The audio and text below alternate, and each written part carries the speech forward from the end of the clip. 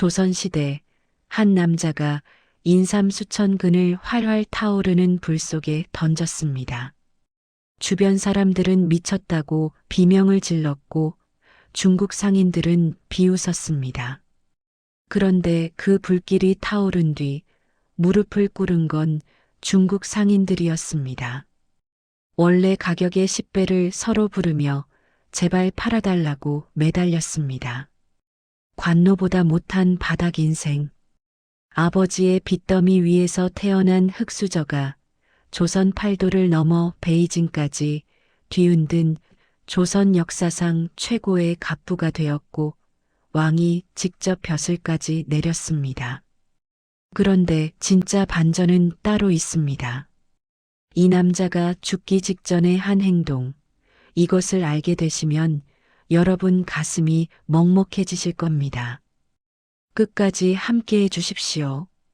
1779년 평안북도 의주. 중국과 국경을 맞댄 변방의 무역도시에서 한 아이가 태어났습니다. 이름은 임상옥. 그런데 이 아이는 세상에 나오자마자 이미 빚쟁이였습니다. 아버지 임봉학은 역관이 되는 것이 평생의 꿈이었습니다. 역관이란 사신을 따라 중국에 가서 통역도 하고 그 틈에 무역으로 돈을 버는 사람이었습니다. 중인 신분이 합법적으로 부자가 될 수 있는 거의 유일한 길이었습니다. 하지만 아버지는 시험에 번번이 떨어졌습니다. 한 번도 아니고 두 번도 아니고 거듭 낙방을 했습니다. 여러분, 요즘도 시험에 떨어지면 하늘이 무너지지 않습니까? 하물며 그 시험 하나가 가문의 유일한 희망이고 떨어지면 다른 길이 아예 없는 시대였습니다. 꿈을 접고 위험한 도박을 택합니다. 대금업자에게 돈을 빌려 밀무역에 뛰어든 겁니다. 잘 되면 인생 역전, 걸리면 끝장. 그리고 아버지는 걸렸습니다. 결과는 참혹했습니다. 임상옥의 일가는 통째로 관노로 끌려갔습니다. 관노. 사실상 노비였습니다. 아무 잘못도 없는 어린아이가 아버지의 죄 때문에 하루아침에 바닥 중의 바닥으로 추락한 겁니다. 그래도 아버지가 아들에게 남긴 것이 두 가지 있었습니다. 하나는 역관 시험을 준비하며 갈고 닦았던 중국어. 그리고 나머지 하나, 훗날 임상옥의 운명을 완전히 뒤바꾸게 되는 이 한마디였습니다. 장사란 이익을 남기는 것이 아니라 사람을 남기는 것이다. 빚 때문에 망한 아버지가 아들에게 남긴 마지막 가르침이 돈이 아니라 사람이었습니다. 이 한마디가 조선을 뒤흔드는 씨앗이 될 줄은 이때 아무도 몰랐습니다. 관노 신세에서 간신히 벗어난 임상옥은 만상의 사원으로 들어갑니다. 만상이란 의주 지역의 대형 무역 상단을 말합니다. 사원이란 그냥 심부름꾼입니다. 새벽부터 밤까지 짐을 나르고 창고를 쓸고 온갖 구박을 받는 자리였습니다. 그런데 이 아이는 달랐습니다. 남들이 쉴 때 어깨 너머로 장부를 읽었고 아버지에게 배운 중국어로 청나라 상인들의 대화를 엿들었습니다. 아무도 주목하지 않는 맨 바닥에서 이 아이는 조용히 발톱을 갈고 있었습니다. 그리고 마침내 만상 도방의 눈에 띄어 직접 인삼을 들고 청나라에 가서 팔라는 첫 번째 기회를 잡게 됩니다. 인생 첫 큰 장사. 그런데 이 첫 장사에서 임상옥은 상식적으로 도저히 이해가 안 되는 일을 저지릅니다. 청나라 베이징. 임상옥은 주인이 맡긴 인삼을 깔끔하게 팔아치웠습니다. 첫 장사 대성공. 인삼 판매 대금 중 250냥이 자신의 몫이었습니다. 지금 가치로 수천만 원. 관노 출신의 젊은이가 태어나서 처음 쥐어본 큰 돈이었습니다. 이 돈이면 장사 미천을 마련하고 바닥 인생에서 한 계단 올라설 수 있었습니다. 그런데 장사를 마치고 들른 곳에서 사건이 터집니다. 장미령이라는 젊은 여인을 만난 겁니다. 술주정뱅이 아버지에게 팔려온 신세였습니다. 장미령이 임상옥에게 매달렸습니다. 제발 여기서 꺼내달라고, 살려달라고 울며 빌었습니다.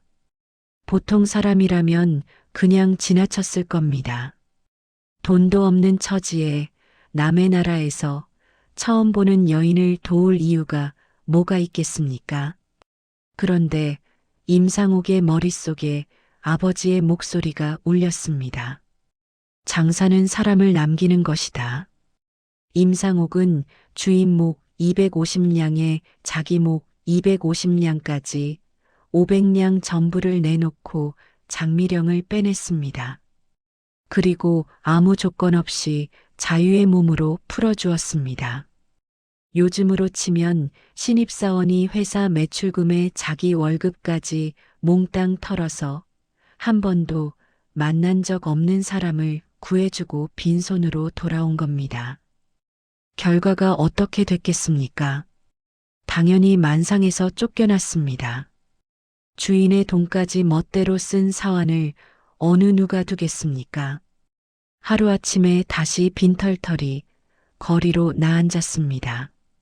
여러분이라면 어떻게 하셨겠습니까? 바닥에서 올라설 유일한 사다리를 스스로 걷어차 버린 겁니다. 미친놈이라는 소리가 절로 나올 만합니다. 주변에서도 다들 그렇게 말했을 겁니다. 임상옥이라는 놈은 머리가 좋은 건지 나쁜 건지 장사는 잘하는데 번 돈을 통째로 모르는 여자한테 퍼주고 쫓겨난 바보라고. 그런데 세상 일이라는 게 참 묘합니다. 이 장미령이라는 여인이 훗날 청나라의 유력한 상인의 부인이 됩니다. 그리고 임상옥이 자신의 상단을 차려 베이징에 왔을 때 장미령 부부가 전폭적으로 밀어줍니다. 500냥으로 구해준 은혜를 그 몇 갑절의 이익으로 돌려받게 된 겁니다. 사람을 남기면 돈은 따라온다. 아버지의 말씀이 틀리지 않았습니다. 하지만 임상옥이 진짜 조선 최고의 갑부가 된 결정적 사건은 따로 있었습니다. 그는 큰 부자는 나라에 도움이 있어야 한다는 것을 알고 있었습니다. 그리고 조선 최고 권력자의 문을 두드리기 위해 상상을 초월하는 배짱을 부립니다. 순조의 외척이자 조선 조정의 실세 중의 실세, 이조판서 박종경. 이 사람의 한마디면 사람이 살고 죽는 시대였습니다. 임상옥은 이 박종경에게 접근할 기회를 노리고 있었습니다. 왜냐하면 당시 청나라와의 인삼무역권, 이른바 전매권은 조정에서 허락한 극소수의 상인에게만 주어지는 것이었기 때문입니다. 이 전매권을 따내느냐 못 따내느냐가 평생 심부름꾼으로 끝나느냐, 조선 최고의 상인이 되느냐의 갈림길이었습니다. 마침 박종경의 집안에 초상이 났습니다. 임상옥은 부의금으로 5천냥을 보냈습니다. 당시 5천냥이면 기와집 여러 채를 살 수 있는 엄청난 금액이었습니다. 이름도 없는 의주의 장사치가 이런 거금을 부의금으로 보내왔으니 박종경이 궁금해하지 않을 수 없었습니다. 임상옥은 박종경을 만나는 자리에서 또 한 번 상상을 초월하는 행동을 합니다. 백지어음을 내밀었습니다. 백지어음이란 금액란이 비어있는 어음입니다. 상대방이 원하는 금액을 적으면 그 돈을 무조건 내줘야 하는, 사실상 자기 재산을 통째로 건 도박이었습니다. 박종경이 물었습니다. 임상옥이 답합니다. 적심이라 적으셨습니다. 붉은 마음, 오직 진심뿐이옵니다. 여러분, 이게 얼마나 간이 큰 짓인지 아시겠습니까?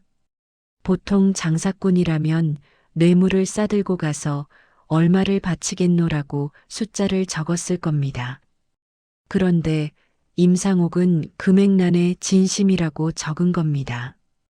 돈으로 살 수 없는 것을 올린 셈이었습니다.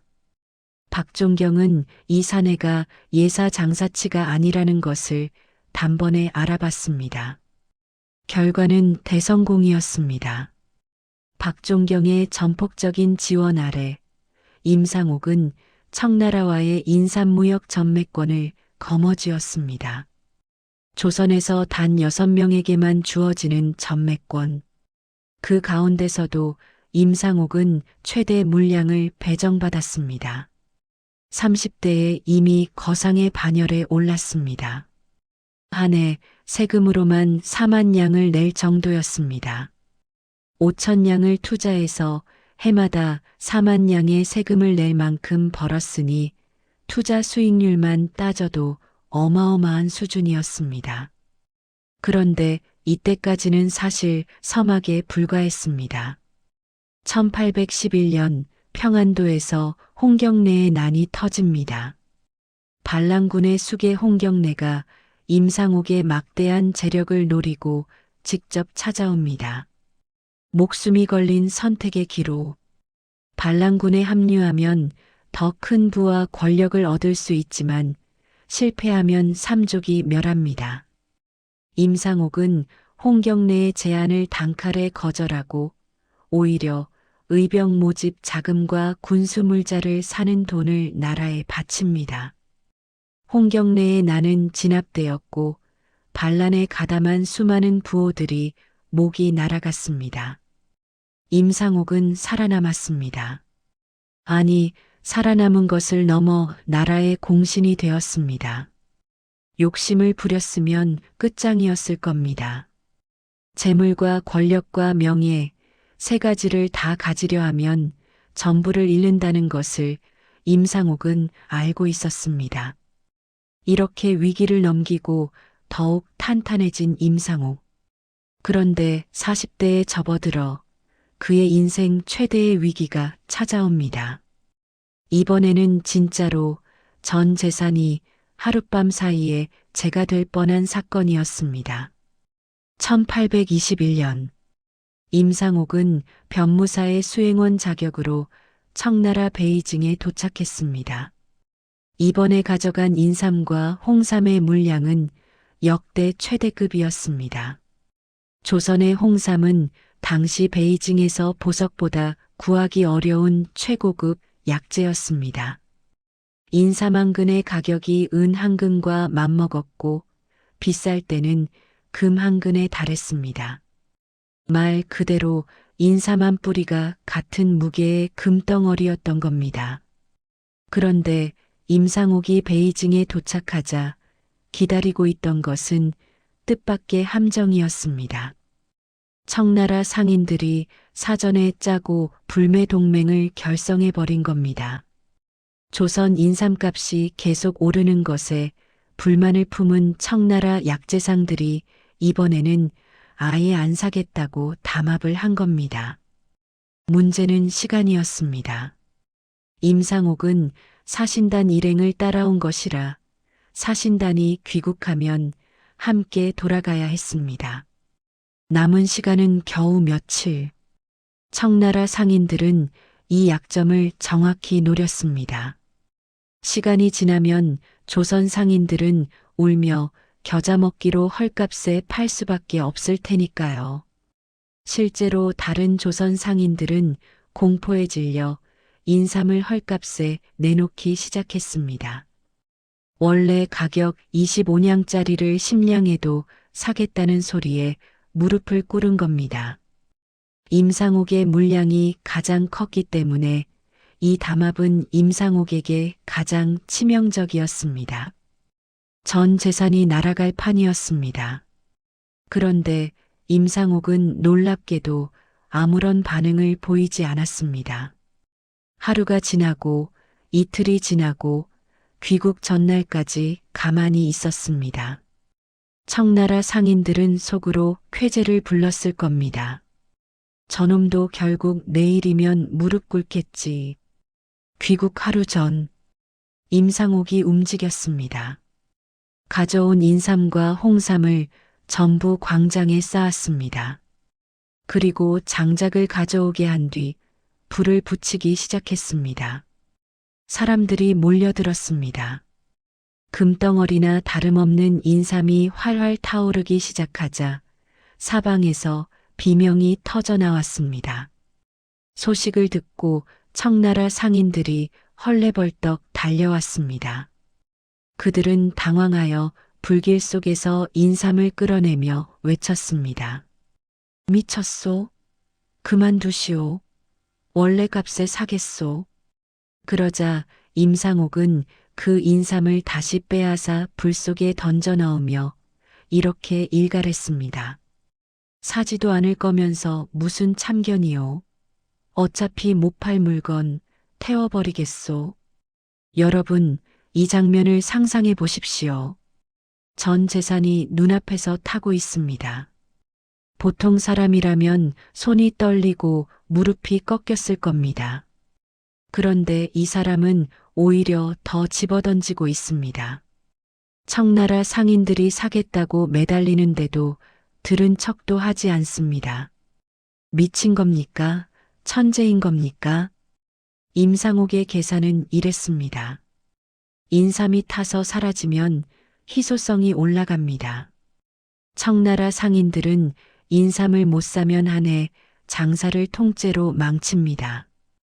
불매동맹은 조선 상인이 겁먹고 헐값에 팔 것이라는 전제 위에 세워진 모래성이었습니다. 그 전제를 인삼을 태워버리겠다는 극단적 행동으로 완전히 부숴버린 겁니다. 담합은 순식간에 무너졌습니다. 청나라 상인들은 서로 값을 올리기 시작했고 최종 거래 가격은 한 근당 250냥, 기존 거래가 25냥의 10배, 청나라 상인들이 후려치려던 10냥의 25배였습니다. 게다가 이미 타버린 인삼값까지 전부 물어냈습니다. 결과적으로 인삼 전량을 다 판 것보다 더 큰 이익을 거둔 역사상 유례없는 협상이었습니다. 이 소식은 조선과 청나라를 동시에 뒤흔들었습니다. 나라가 발칵 뒤집어졌습니다. 이후 임상옥의 이름은 베이징에서도 모르는 사람이 없을 정도가 되었고 매천야록에는 이렇게 기록되었습니다. 의주에 사는 임상옥은 돈 버는 재주가 비상하여 왕실처럼 부를 누리므로 북경 사람들은 지금도 그의 이름을 부르곤 한다. 임상옥의 집에 의주 부윤과 평양 감사 일행 700명이 갑자기 방문한 적이 있었습니다. 그런데 임상옥은 700명 전원에게 한 상씩 따로 차려 대접했다고 합니다. 관노의 아들로 태어나 조선 최고의 부자가 된 겁니다. 왕은 그 공로를 인정하여 1832년 곽산 군수 벼슬까지 내렸습니다. 상인 출신이 관직을 받다니 조선 역사상 전무후무한 일이었습니다. 흙수저에서 출발해 왕에게 벼슬까지 받은 남자.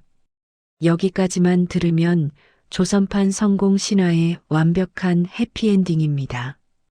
그런데 이 이야기의 진짜 결말은 여러분이 상상하신 것과 전혀 다릅니다.